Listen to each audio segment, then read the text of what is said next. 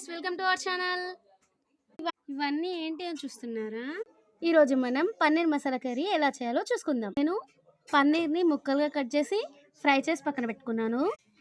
ఇది onions, tomatoes fry చేసి paste చేస్తాను. పెరుగులో ఉప్పు, కారం, ధనియాల పొడి, గరం మసాలా వేసుకొని కలిపేశాను. ఆనియన్ చిన్న చిన్న ముక్కలుగా కట్ చేశాను. కొత్తిమీరను కూడా రెడీగా పెట్టుకున్నాను. ఇవి తాలింపులో వేసే మసాలా ఐటమ్స్. పన్నీర్ కర్రీ ఎలా చేయాలో చూద్దాం. ముందు స్టవ్ ఆన్ చేసుకుందాం.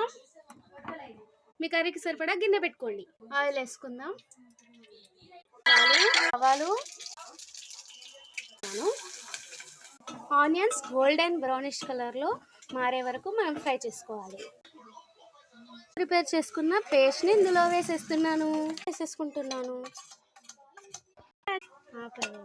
ఇప్పుడు కొత్తిమీరతో గార్నిష్ చేసుకుంటే పన్నీర్ కర్రీ రెడీ. చపాతీతో